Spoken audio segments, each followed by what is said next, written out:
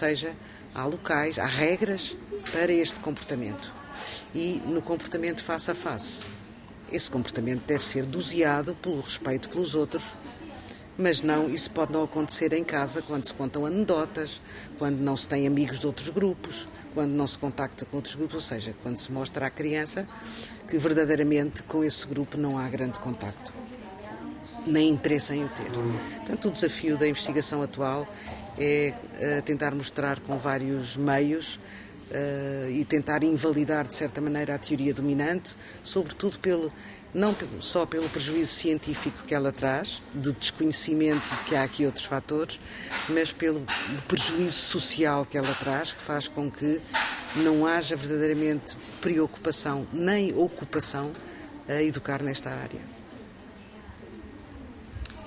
A Maria desenvolve trabalhos de investigação que refletem de uma forma consistente grandes preocupações sociais. A violência, o sucesso escolar, o racismo, a discriminação, o conflito, um conjunto, de facto, de preocupações que são verdadeiras preocupações sociais. Eu gostava então que me falasse um pouco sobre a importância destes estudos para a mudança e para a inovação social.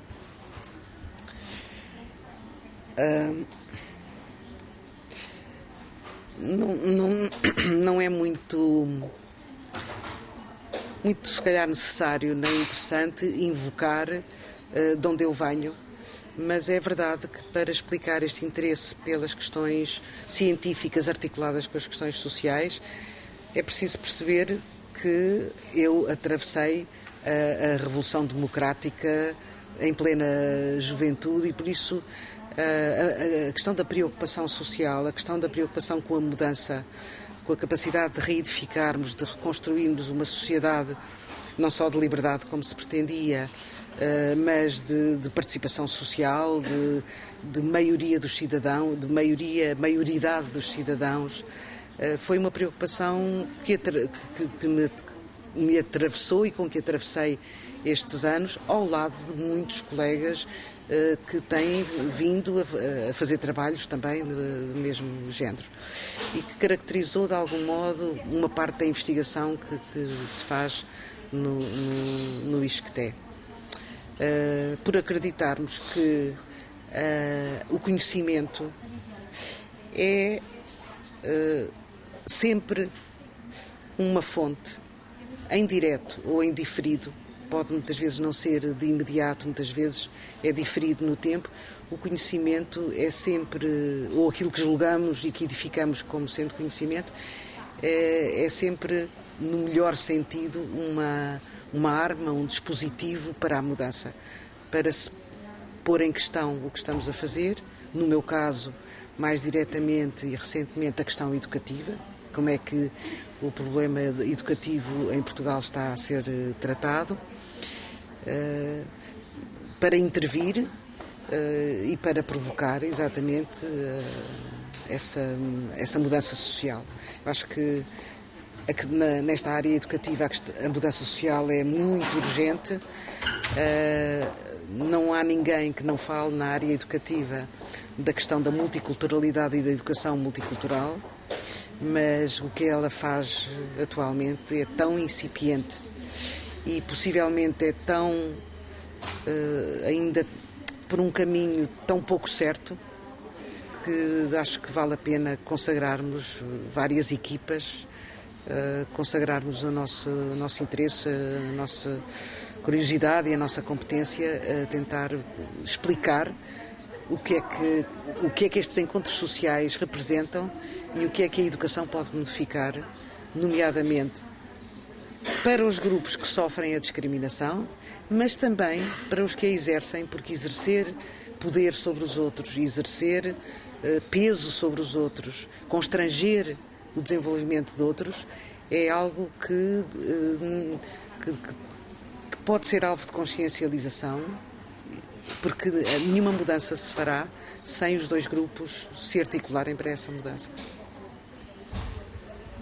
Uma outra característica importante e muito interessante do seu trabalho é o enquadramento dos seus estudos na interligação entre a psicologia social e a psicologia do desenvolvimento. Referiu há pouco esta interligação e os desafios com que se comprometia. Eu gostava que referisse outros desafios para além dos teóricos, uma vez que trabalha numa perspectiva que é ainda pouco dominante na psicologia, que é a ligação destas duas formas de pensar o mesmo objeto, nem sempre conseguida, e que é de facto, do ponto de vista, uma área quase inatingível, uma área teórica quase inatingível. Gostava de falar. A psicologia social e a psicologia do desenvolvimento atravessaram várias fases. Se formos para os anos 50 do século XX, vemos que os grandes psicólogos sociais que trataram a área da normatividade, como o Sheriff, a área exatamente dos problemas da categorização social e da identidade social, como Taschfeld, o problema do preconceito, como o Alport,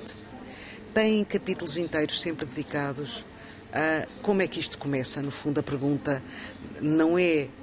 como a psicologia do desenvolvimento, a criança em si, mas como é que um fenómeno que é observado na vida adulta e na sociedade em geral, como é que ele começa, que processos, que fatores levam a esta construção que se encontra depois perfeitamente identificada nos adultos.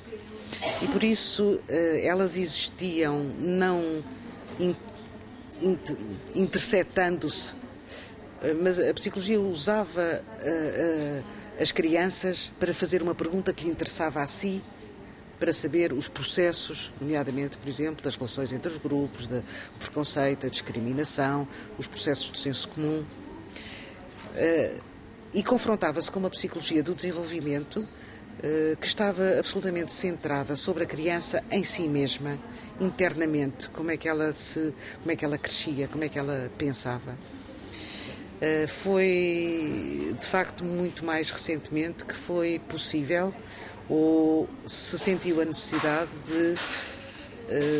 levar os modelos da psicologia social até, continuando o que estavam a fazer os psicólogos sociais dos anos 50, levá-los a continuar a perguntar de onde é que isto vem, mas ao mesmo tempo utilizar os conhecimentos da psicologia do desenvolvimento para compreender que ser é este, de onde isto vem, o que é que sabemos sobre este ser, sobre estes seres pequenos que nascem, que se socializam, que crescem, o que é que sabemos sobre isto. E eu acho que foi um ganho para as duas áreas de conhecimento e um ganho, sobretudo, para a projeção na sociedade deste conhecimento. Os congressos sobre psicologia social e desenvolvimento ainda são muito restritos, quase à porta fechada, são pequenos grupos ou são simpósios em grandes congressos, mas refletem a possibilidade de pessoas que vêm de áreas diferentes, da psicologia social, da psicologia do desenvolvimento, refletem a possibilidade crescente de formular o problema em conjunto, integrando os dois conhecimentos.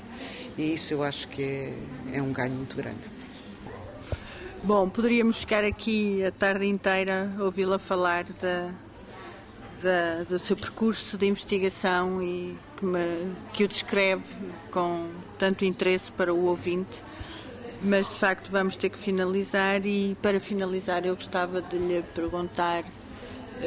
qual é o significado da criação deste prémio para a psicologia em Portugal atualmente. Eu atribuo a máxima importância a esta criação destes prémios. Pode parecer banal, ouvimos sempre falar que há prémios de várias coisas na vida social, os prémios pelos discos, os prémios pelos filmes, os prémios pela publicidade, os prémios pelos livros, os prémios pela investigação. Também há, muito poucos, em Portugal, e ainda menos na área da psicologia. A criação de prémios tem sempre a mesma função, e aqui tem toda a relevância, que é validar, reforçar, incentivar, nomeadamente os mais novos, e eu acho que esses prémios são os mais importantes, validar para o grupo e para fora esta tarefa de estudar, de aprofundar, de exercer a curiosidade intelectual e transformá-la num produto que possa ser o conhecimento e que possa ser transferido para a vida social. É uma mais-valia para o grupo, neste caso dos psicólogos portugueses, e está de parabéns à Associação Portuguesa de Psicologia por ter concretizado aquilo que de há muitos falavam, mas que não tinha sido feito e que finalmente aqui se encontra feito.